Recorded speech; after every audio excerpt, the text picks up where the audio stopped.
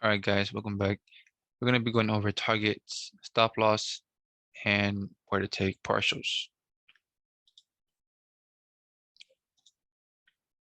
So we know that a strong high creates a weak low, and we know that a strong low creates a weak high, right? So that's out the way. So now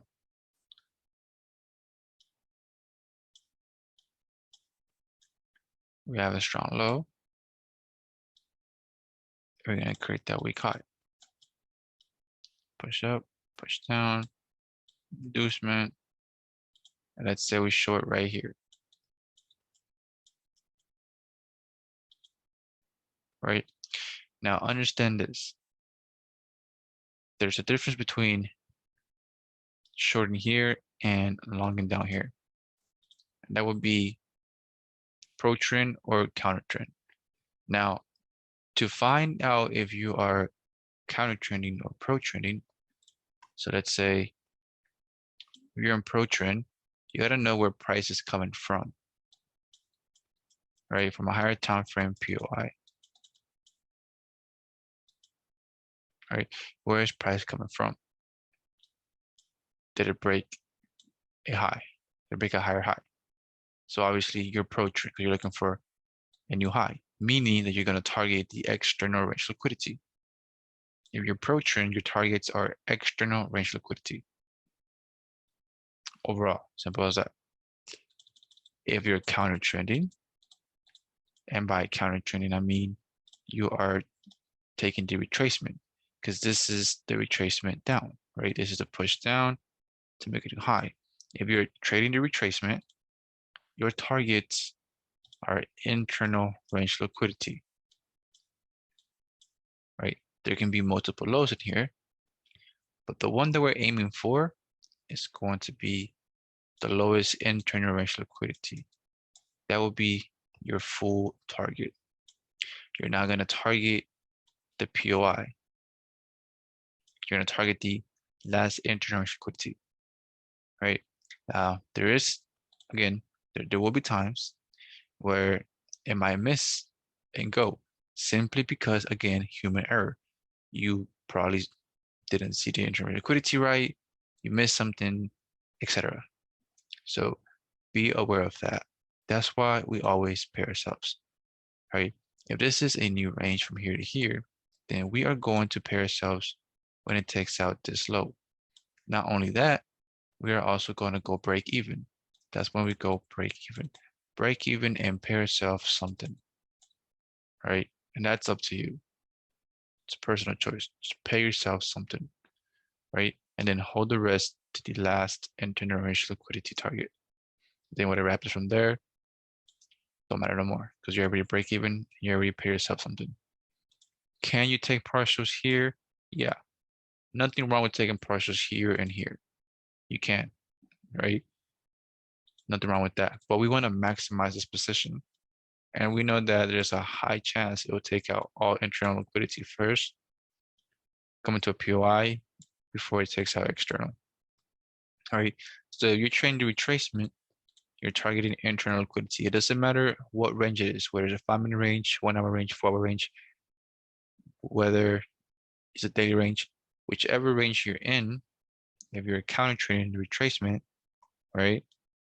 Broke structure here, retracement, you are targeting internal liquidity. If you are pro trend, you're targeting external liquidity. Simple as that, right? Doesn't matter what range it is. That'll be your overall target, right? And partials, pay yourself something at the first break, right, of that low, in this case, break of this range right here, and go break even. If you're looking for confirmation entry, then obviously the same thing. Long right here, pay yourself right here. Pay yourself right here, and then go break even. And that's the price what needs to do to maximize your position. All right, so that's the targets. Simple as that. Don't overcomplicate it. Retracement, counter trend, internal liquidity, pro trend, external liquidity. Right? Can you take partials on pro trend? Yes, you can. You can take partials on the highs along the way. There's nothing wrong with that.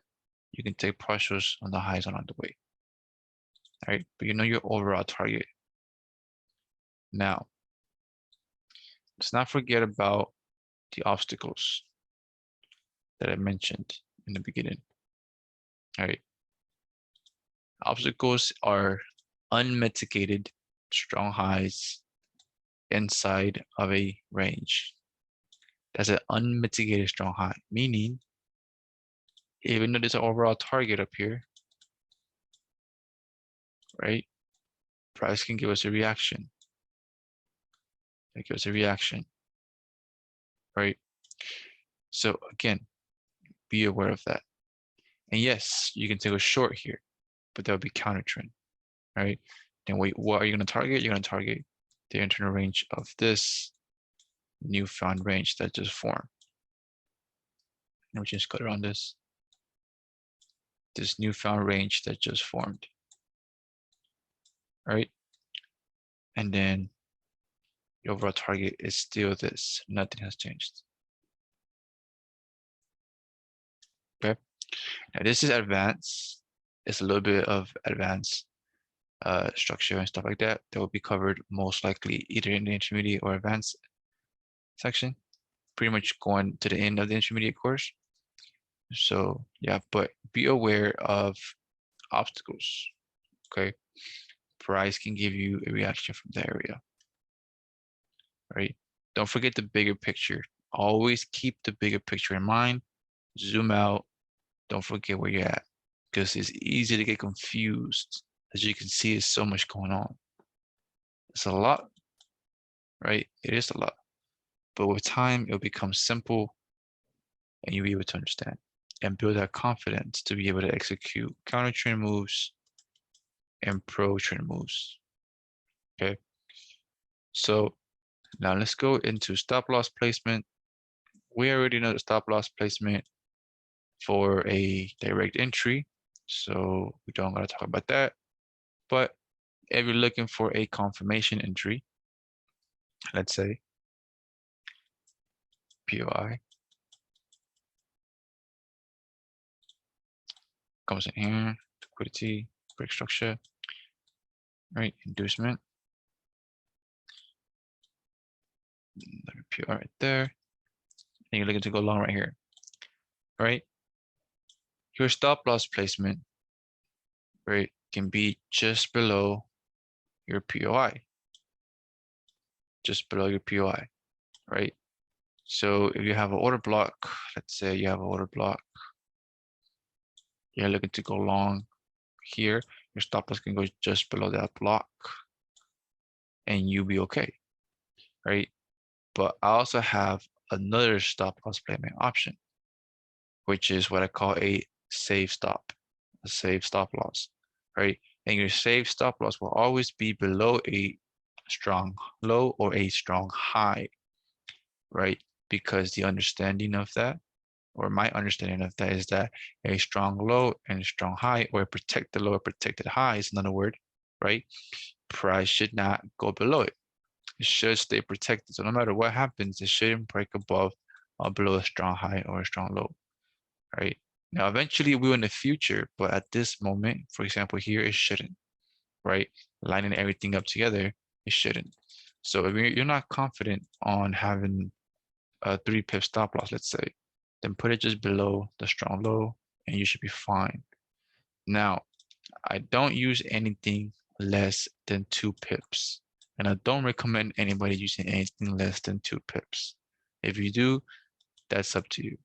But I don't use anything less than 2 pips because it's not worth risking your money and being stopped out by, let's say you got a 1 pip stop loss, then it takes you out. So to put it in perspective, right? If you're risking $1,000, 1K, right, and you get a 1 pip stop loss, and then it takes you out by 1 pip, then it goes, you just lost $1,000. And I think, in my opinion, that's pretty dumb, right? If you're trading real money, this would mess up with your psychology. It will mess up your mindset, to be honest, because $1,000 in a 1 pip sounds crazy, right? So don't use anything less than 2 pips. All right. Now, what's the biggest stop loss? All right. To be honest, I wouldn't go over 10 pips. All right. I don't go over that. I stay between three. Yeah, between 3 to 10, somewhere between there. I mean, 2 to 10. My fault. 2 to 10. Don't know what I put it. Three. 2 to 10. That is my stop loss placement between those two. Whether it's a 2, whether it's a 10, or in the middle. All right. Not 3. I don't know why I put a 3 there. I forgot. But yeah, between 2 or 10. Okay. So if this down here is a 6 pip stop loss, that's completely fine. It's okay. All right. Don't let the people on Instagram or YouTube or, posting their entry with 2 pip or 1 pip, that's them. Let them be. Right. You're here to make your money. You're here to be right. And you're here to understand your system, your strategy, and be consistent. Okay. No one cares about your stop loss. No one cares about how much R you make. No one cares about the money you made. And if you do care about that, then you're in the wrong industry. Right. Because at the end of the day, it's for you to make your money and live your life and do what you want to do. Right. But anyways, this is not psychology, of course. Right. However, anywhere from 2 to 10 is your stop loss placement. Safe stop loss will always be below strong low or above a strong high. Right. And then the original stop loss placement would be just below or above a POI. Simple as that. All right. So we just covered partials, we covered TPs, and we covered stop loss placement. Okay. So it's as simple as that, guys. Right. Don't overcomplicate it. That's how we target. That's how we take partials. That's how we, par stop loss. Pretty straightforward. All right. Any questions? Let me know. But that is it for this. See you on the next one.